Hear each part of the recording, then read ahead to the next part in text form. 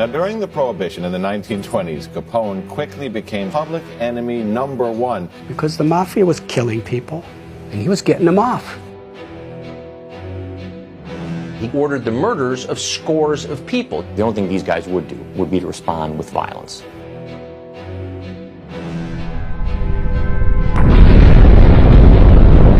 His name was Easy Eddie. He was such a good lawyer that no matter what charges they had on Al Capone or his people, they couldn't put any of them in jail. He was so valuable that the mafia gave him enormous amounts of money, the best of cars, the best of everything.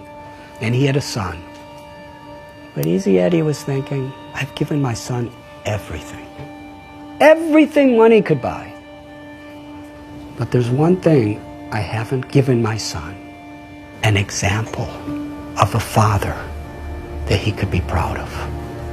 And Easy Eddie came to the conclusion, the only way I could give my son a father with a legacy of a good name is I have to help the government put the mafia in prison.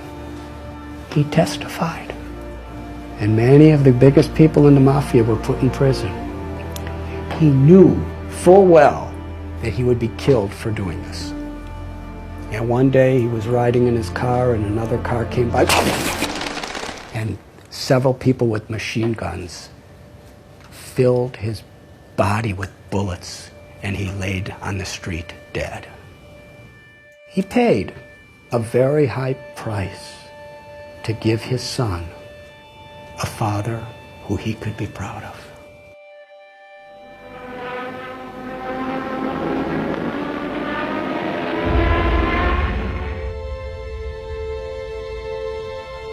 There was a man in the United States Air Force during World War II.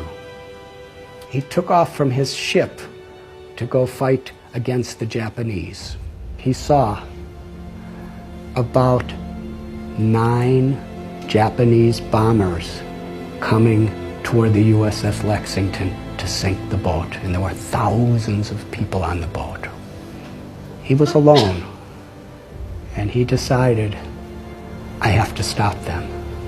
So he single-handedly charged at these 9 airplanes and was shooting and shooting and shooting, and he actually had 2 of them fall into the ocean.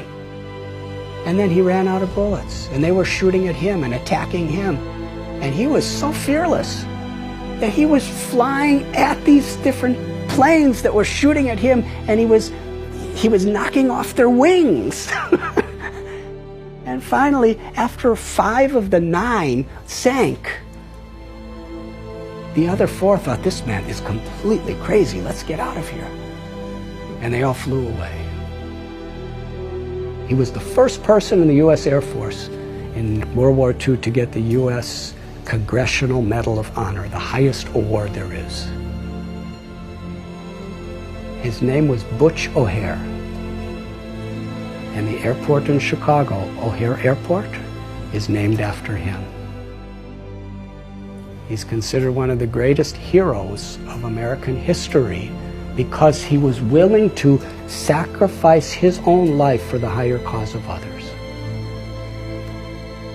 What makes this story so interesting is Butch O'Hare was the son of Easy Eddie. What are we giving our children? I've seen people work so hard for money, give it to their children, and then their children fight as enemies to see who gets it. Is that the legacy? Is that fulfilling life?